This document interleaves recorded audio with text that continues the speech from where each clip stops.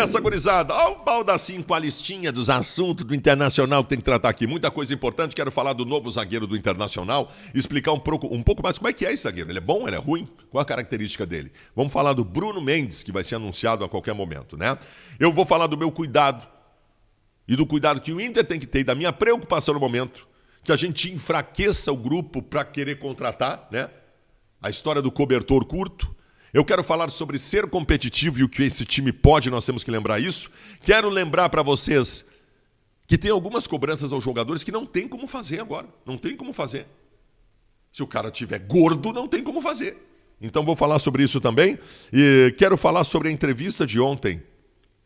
A entrevista de ontem que eu ouvi do Diego Aguirre, que me deixou bem tranquilo, assim, me deu uma coisa boa. E algumas coisas que eu quero explicar para vocês. E quero também falar sobre a polêmica dos patrocinadores. Ontem surgiu a especulação que não é verdade, que a Havan poderia patrocinar o Internacional, aí já veio a questão política e tal. É importante a gente tratar sobre isso, as pessoas precisam entender alguma coisa. Vocês viram que tem um monte de coisa aqui, né? Então tá, então vamos tratar que hoje a coisa vai ser boa aqui. Antes, deixa eu dar um recado para vocês. Uma dica de renda extra na tua vida, tá precisando? Então vai no link que tem aqui embaixo na descrição do meu vídeo. Por que tu tem que ir ali? Porque tu pode, realizando esse trabalho que eu vou te indicar, ganhar até mais de R$4.000 por mês. Sim, vai aqui. Naquele link tem um pacotinho para tu adquirir que vai te dar o passo a passo do que fazer. Ah, Baldas, mas o que eu vou ter que vender? Não tem que vender nada, não é venda, não tem nada de mirabolante. Basta que tu tenha o teu smartphone com internet. Sentar na tua casa, no sofá da tua casa para realizar esse trabalho. Dá uma olhada que pode valer a pena. Vamos lá, vamos por partes. Bruno Mendes, novo zagueiro do Internacional. Ontem eu recebi muito na minha live o seguinte: se fosse bom, estaria jogando no Corinthians. Bom, duas coisas que eu tenho a dizer sobre isso. Em primeiro lugar, no futebol brasileiro, eu já disse isso para vocês. Quando um jogador sai de um time do futebol brasileiro para outro time do futebol brasileiro, é porque ele está mal num time. Se ele estivesse bem, ele estaria indo para a Europa, não estaria saindo para outro time. E ter ido mal num time não significa que não vai bem no outro. Já aconteceu muitas vezes. Depende de circunstâncias, porque ela está mal num lugar, pode estar mal no outro. Mas não é o caso do Bruno Mendes. Cara, a dupla de zaga do Corinthians é Gil e Gemerson. Como é que alguém vai ser titular no lugar de um deles? Não tem como, então não tem essa cobrança para fazer. O que é o Bruno Mendes? Várias informações que se buscou, porque todos nós temos poucas referências. Ele é um zagueiro uruguaio, de 21 anos de idade, que não é alto, tem 1,84 m de altura. E esse jogador, ele não é um jogador técnico. O Internacional está contratando um xerife, para resumo de história. O Inter está contratando um zagueiro absurdamente aguerrido. Diz que ele joga por um prato de comida todo o jogo. Um rebatedor muito qualificado, né? Ele é um desarmador importante, né? Com muita força física, mas não exatamente um zagueiro técnico. Então nós estaríamos fazendo aquele casamento na nossa zaga, né? Que é do zagueiro técnico, que é o Cuesta, com o zagueiro rebatedor. Como é o Moledo, não é pecado ser rebatedor, tá? O Moledo é um rebatedor. O Moledo não é um zagueiro técnico.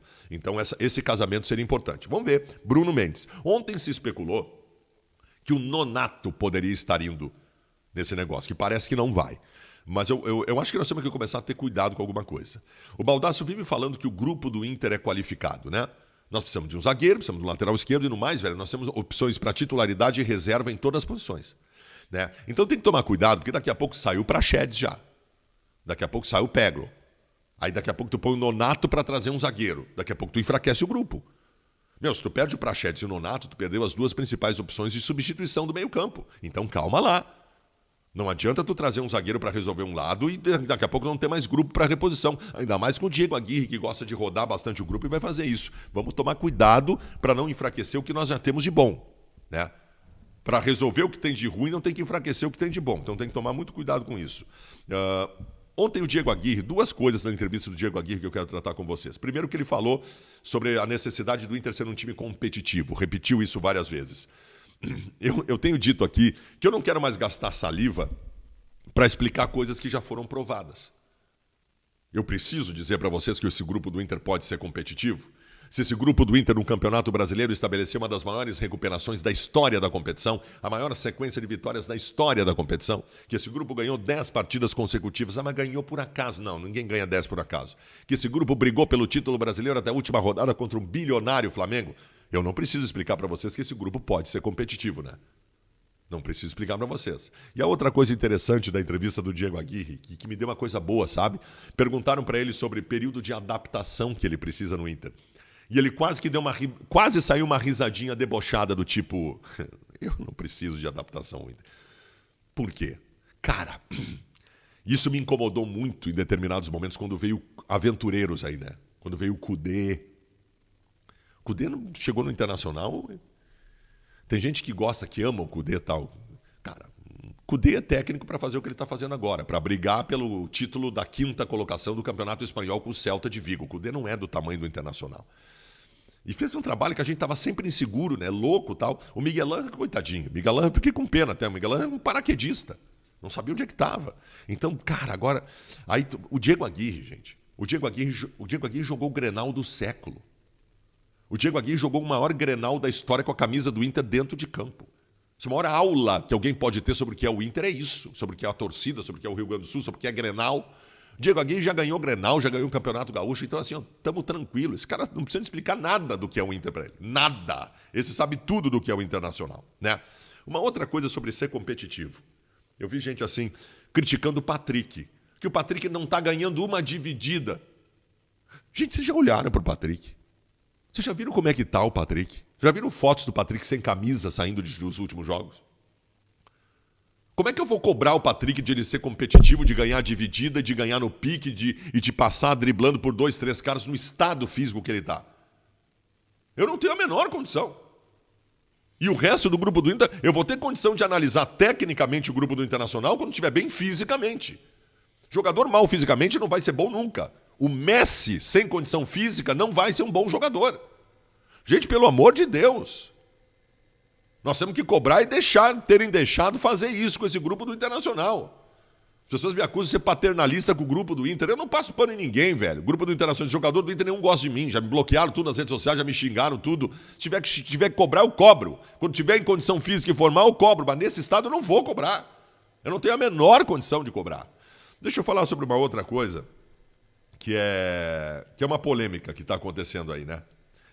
Ontem surgiu uma especulação, que não se confirmou e nem vai se confirmar, mas é legal falar sobre isso, de que a empresa Ravan poderia patrocinar o Inter e o Grêmio, né? A Ravan do velho da Ravan. E aí veio a discussão política. Se a Ravan patrocinar o Inter, eu quebro minha carteirinha de sócio. Não, o Inter não pode aceitar. Cara, vamos lá. Por que o Inter não aceitaria o patrocínio da Ravan? Tu pode falar o que quiser da Ravan e do velho da Ravan. Mas a Ravan é uma das maiores empresas do Brasil. Abre uma nova filial em cada esquina, em cada dia nos lugares aí. Ah, mas eles têm suspeita de sonegação. Bom, o Inter não é a Receita Federal. Quem tem que ver isso é a Receita Federal. O que faria o Inter não aceitar um patrocínio? Sei lá, se fosse um produto duvidoso.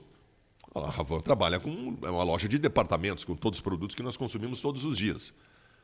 Ah, mas o velho da Ravan tem um posicionamento político. Sim, deixa eu ver se eu entendi então. Todo dono de empresa tem um posicionamento político. Uns amam o Bolsonaro e outros odeiam o Bolsonaro. O que o Inter tem que fazer? O Inter só tem que aceitar patrocínio da empresa, em que o chefe da empresa tem o mesmo posicionamento político que tu. Gente, pelo amor de Deus, né, gente? O Inter vive uma crise financeira. Como é que não aceitaria um patrocínio de uma das grandes empresas do Brasil que investiria muito dinheiro? Nós temos que parar de misturar as coisas. Né? O posicionamento político do dono da empresa não me interessa. Te inscreve no canal. Tu não está inscrito no canal, aperta o inscrever-se agora. E joinha. Nunca sai daqui sem dar joinha, tá bom? Beijo, tchau.